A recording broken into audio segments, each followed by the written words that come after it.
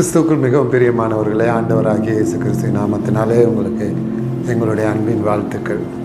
ஒரு நாள் நாத்தான்வேல் என்கிறவர் இயேசுசாமி இடத்துல வராரு. வந்த உடனே நிறைய விஷயங்கள் பேசிகிட்டு இருக்காங்க. அப்போ அவர் சொன்னார், உன்னை நான் அத்திமரத்தில் கீழே இருக்கும்போதே நான் பார்த்துட்டேன் அப்படின்னு சொல்கிறார்.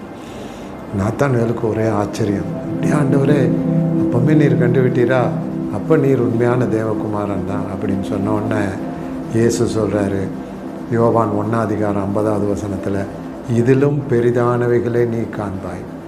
இன்றைக்கு கர்த்தர் உங்களையும் பார்த்து சொல்கிறார், இப்பொழுது இருக்கிற நீங்கள் இருக்கிற நிலைமையை விட பெரிய காரியங்களை பார்ப்பீர்கள். உங்களுடைய குடும்பத்திலே, உங்களுடைய வேலையிலே, உங்களுடைய ஆவிக்குரிய ஜீவியத்திலே இந்த வருஷம் குறிப்பாக ஆண்டவர் உங்கள் வாழ்க்கையிலே பெரிய காரியங்களை செய்ய இருக்கிறார்.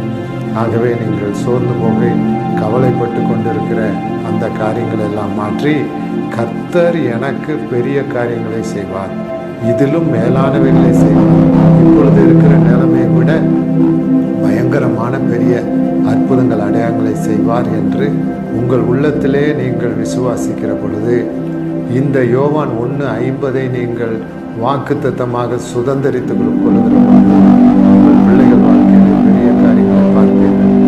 உங்களுடைய குடும்ப ஜீவியத்திலே பெரிய காரியங்களை பார்ப்பீர்கள். கர்த்தர் உங்களுக்கு, அவர் பெரியவர், அதனால் அவர் கொடுக்கறதும் பெரிய காரியமாக தான் இருக்கும். கவலைப்படாதீங்க, சோர்ந்து போகாதீங்க, ஜெபத்தில் உறுதியாக இருங்க.